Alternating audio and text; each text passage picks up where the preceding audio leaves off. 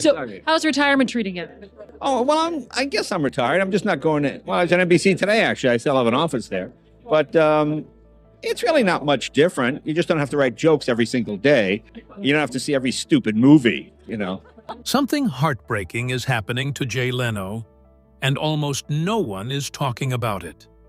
The man who carried America through decades of late nights with warmth and laughter now faces a chapter so painful, so deeply human, it may change how you see him forever.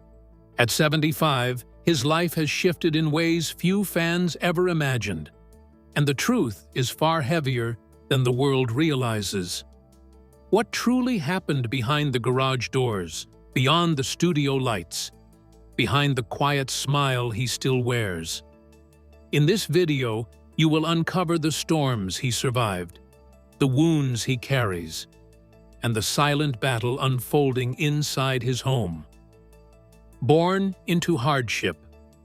Jay Leno's story begins not in the glow of studio lights, but in the modest stillness of a working-class home where struggle was woven into the fabric of everyday life. Jay was raised in a family where sacrifices were not heroic acts, but daily necessities. His father, Angelo, worked long hours as an insurance salesman. His mother, Catherine, a Scottish immigrant, brought warmth to a small home that held more faith than comfort. Jay grew up alongside his older brother, Patrick, in a household where love was quiet, consistent, and shaped by discipline. Yet even in this gentle foundation, the world quickly revealed how harsh it could be to a child who didn't fit its expectations. School struck Jay like a wall the moment he walked through the door. Letters shifted on the page, words twisted into confusion, and teachers mistook struggle for disinterest. Dyslexia became a shadow he could never outrun. While other children effortlessly absorbed lessons, Jay fought silent battles behind every page. He wasn't just falling behind. He was drowning in a world that seemed determined to leave him behind. Teachers failed to see the frightened child trying to decode what others processed with ease. Their impatience became a mirror that reflected a painful message. Something was wrong with him. The deepest wound came when a guidance counselor told his mother, "Education isn't for everybody." It was a verdict, not a suggestion. A sentence designed to end hope before hope could form. Jay later said, "School was very difficult, but making people laugh got me through it." That simple truth reveals a deeper reality. Comedy was not born from talent. It was born from survival. Humor became his shield, his way of hiding the embarrassment of not understanding the page in front of him. He learned to imitate teachers not because it was clever, but because it kept classmates from noticing the ache beneath his smile. Laughter became both his refuge and his disguise.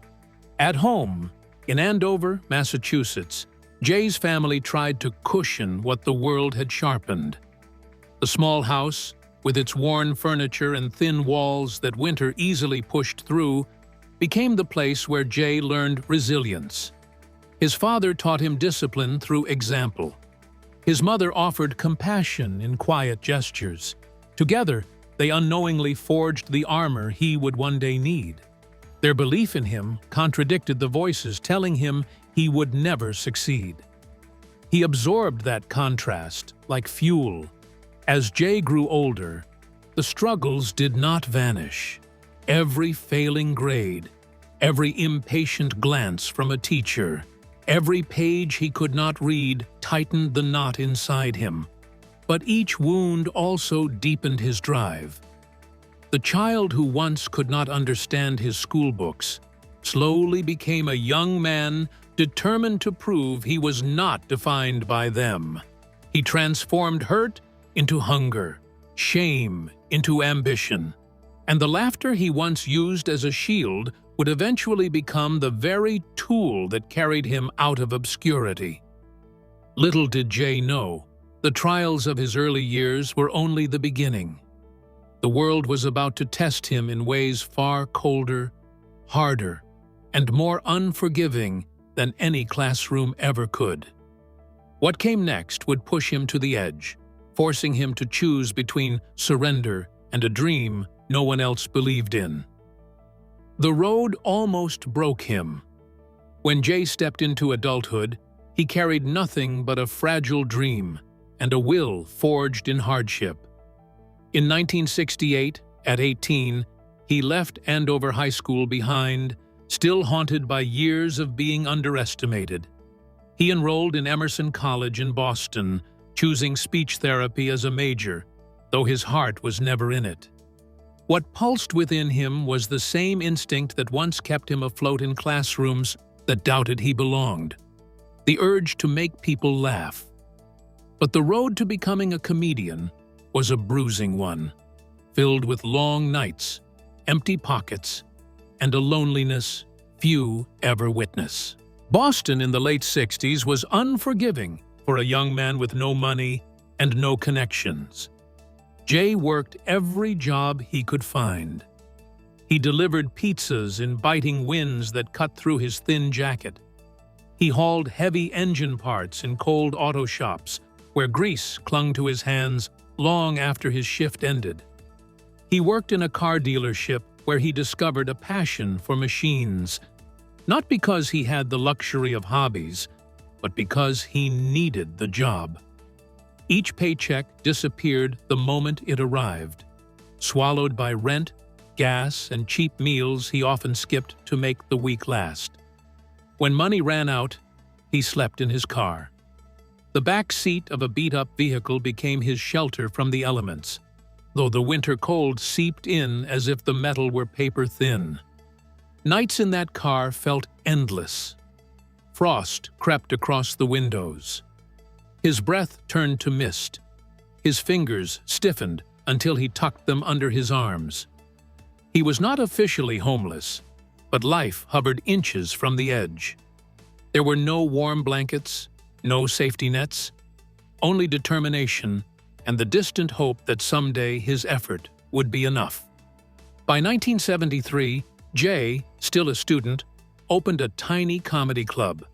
It was barely more than a small room with mismatched chairs and a crackling microphone. But it was his. He split his time between managing the club, attending classes, and chasing open mic opportunities across the city. The truth of show business hit quickly. Talent didn't guarantee anything. Some nights only a handful of people showed up. Other nights, silence greeted his jokes with a coldness sharper than any insult. He faced rejection constantly. Club owners dismissed him. Agents ignored him. He waited in long lines outside clubs only to be turned away at the door with a casual, "We're not wasting stage time tonight." Each closed door felt like an echo of the voices from childhood telling him he wasn't enough. There were nights when hunger twisted his stomach, when exhaustion hollowed him out, when the dream felt farther away than ever. Yet still, he pushed forward. Every failed set sharpened his timing. Every rejection deepened his resilience. Every freezing night in that car instilled a discipline no school could teach. He kept knocking long after others would have walked away. Something was changing inside him. A spark that refused to die. A quiet fire fueled by decades of being underestimated. He would not disappear. He would not quit. And from those bleak, unglamorous years, a future legend began to rise. But nothing could prepare him for the moment destiny finally opened its door, and the storm's fame would bring with it. The Tonight Show battles. Jay's first Tonight Show appearance in 1977 transformed everything. Standing beside Johnny Carson, the weight of years spent sleeping in cars and performing for empty rooms seemed to fall away in a single breath. But this moment of destiny was not the end of his struggle. If anything, It was the beginning of a new battlefield, one far more public, far more brutal, and far more isolating than the years of hardship behind him. Throughout the 1980s, Jay lived like a man chased by both hope and fear. He traveled constantly, waking in hotel rooms far from home. Comedy clubs smelled of stale beer and weary ambition. But he kept going. His talent sharpened. His timing became precise. Slowly, the world noticed. In 1986, Carson named him the permanent guest host of The Tonight Show. It looked like triumph, but Jay saw it as pressure. He knew one misstep could erase everything he had earned. Then came 1992. Carson retired, and the storm erupted. The network announced Jay as the new host instead of David Letterman, whom many believed was the natural successor. Overnight, applause turned into controversy. Fans took sides. The press sharpened every headline. Hollywood whispered, and Jay, a man who had spent his life avoiding trouble, was suddenly the center of a national feud. He never lashed out. He kept working. But the scrutiny weighed on him. Every joke was compared to Carson. Every gesture was measured against Letterman. He didn't just inherit a chair, he inherited impossible expectations. For a while, the storm quieted. Viewers warmed to Jay's sincerity, and The Tonight Show grew into a nightly comfort for millions. But in 2004, NBC reignited the conflict. The network announced Jay would hand the show to Conan O'Brien in 5 years. Jay accepted the decision with grace, though the truth weighed heavily on him. After decades of discipline, he would be expected to walk away from the stage he had poured his soul into. In 2009, the transition happened. Jay stepped aside. Conan stepped in. But ratings struggled. Affiliates panicked, and network executives scrambled for solutions. They offered Jay a new primetime show, then proposed shifting Conan's Tonight Show to a later hour. The public reaction was explosive. Jay found himself portrayed as the antagonist in a drama he didn't create. Headlines painted him as greedy, unfair, disloyal. He was none of those things. He was simply an employee caught in a corporate storm. In the quiet of his dressing room, beneath the harsh fluorescent lights, he read articles tearing apart his character. "I'm just an employee," he said softly. Those words were not deflection. They were exhaustion. He never attacked Conan. He never blamed NBC. He simply carried the weight until the storm passed. When he returned to The Tonight Show in 2010, it wasn't triumph he carried. It was sorrow, responsibility, and the quiet ache of a man who tried to do everything right, but still found himself misunderstood. Yet none of these storms compared to the moment his own body turned against him in a battle he never saw coming. Fire, fractures, and survival. The battle began quietly in 2022. Jay, who had survived decades of exhaustion, pressure, and controversy, was working in his beloved garage when fate turned violent. While repairing a 1907 steam car, a clogged fuel line ruptured. Gasoline splashed across him. Before he could step back, a spark ignited. Fire erupted in a blaze so sudden and fierce that he barely had time to breathe. Heat swallowed him. Flames clung to his face, neck, chest, and hands. The world collapsed into a roar of fire, smoke, and blinding pain. He stumbled backward, instinctively trying to beat the flames away, but the fire seemed alive.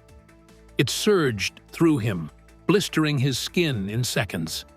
By the time paramedics arrived, Jay was sitting on the garage floor, trembling, his breath shallow. Burn specialists rushed him into treatment. The days that followed were a blur of pain. grafts, bandages, hyperbaric chambers, sleepless nights. The mirror became an enemy he wasn't sure he wanted to face.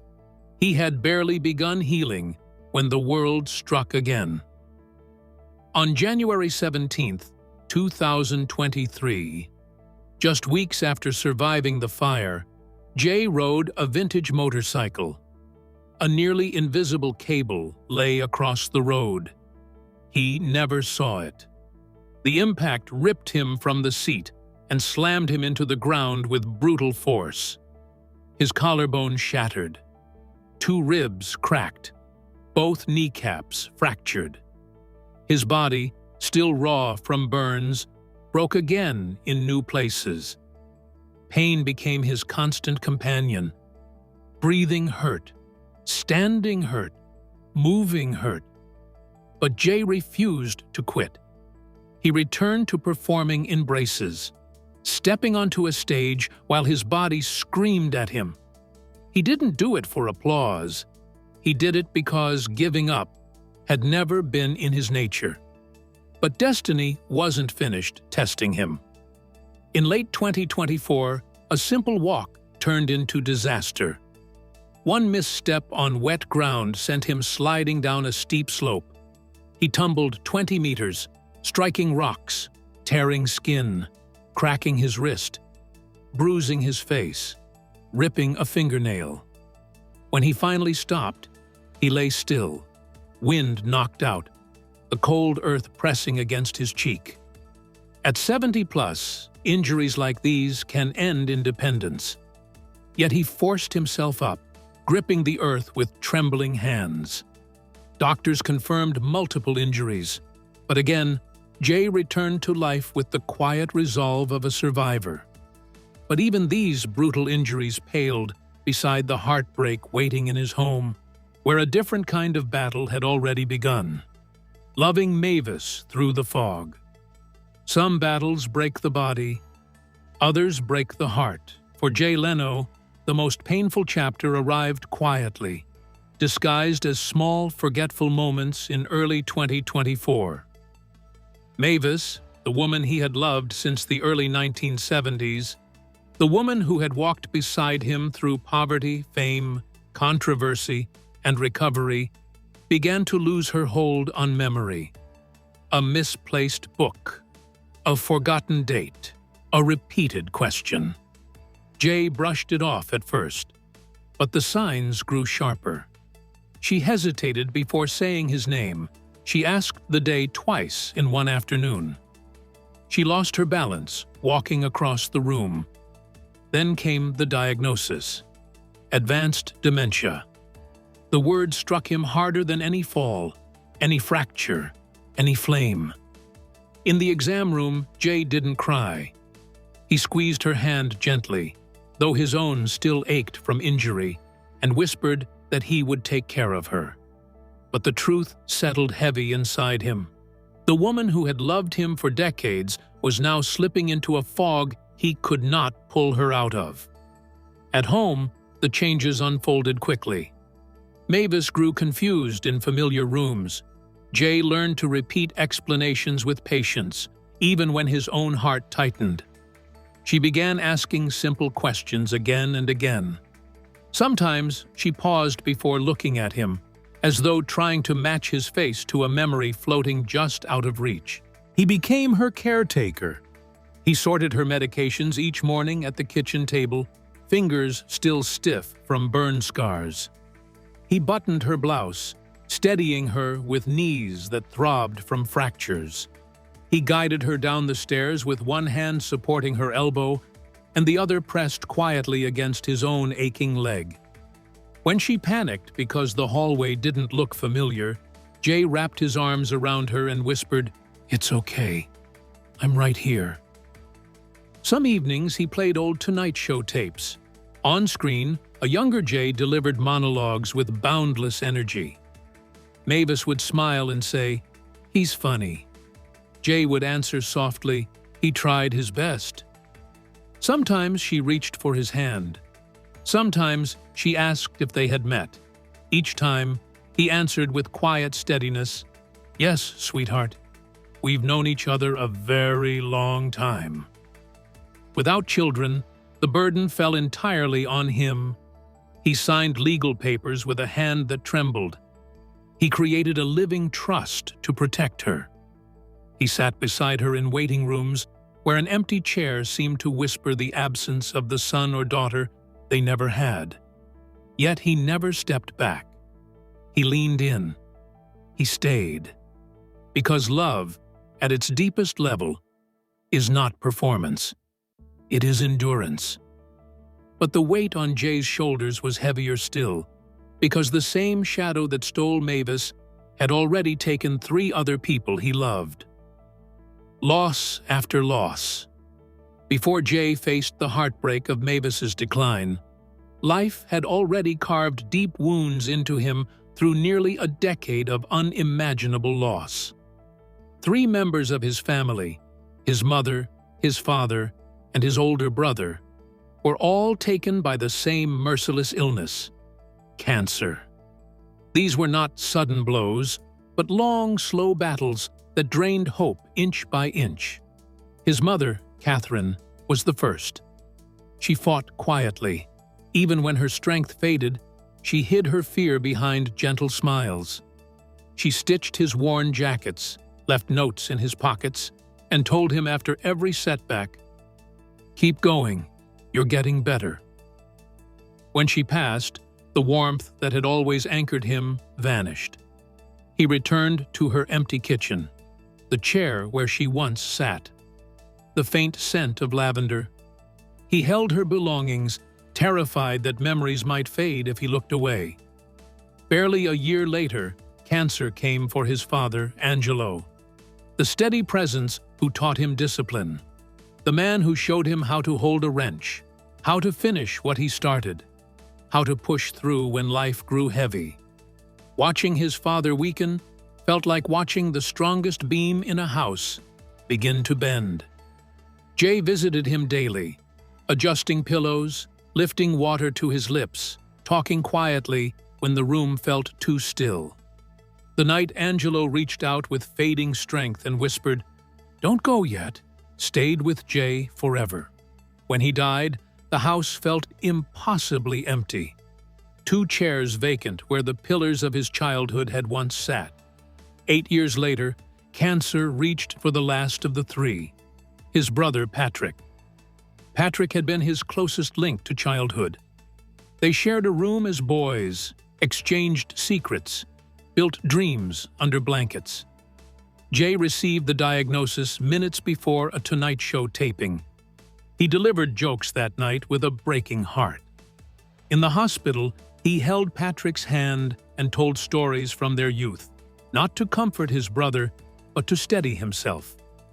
When Patrick passed, Jay walked to his car, rested his forehead on the steering wheel, and tried to remember how to breathe. Jay Leno's life at 75 is not defined by the injuries he suffered or the heartbreak he carries. It is defined by the strength with which he continues to move forward. He rises each day with burn scars that tighten in the cold, bones that ache from fractures, and a heart that bears the weight of losing loved ones. Yet still, he shows up. Still, he protects Mavis.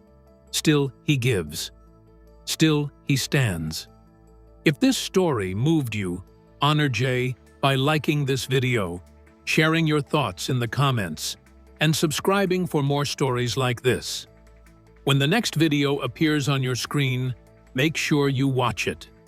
There is so much more behind the lives of America's greatest stars, and their truths deserve to be told.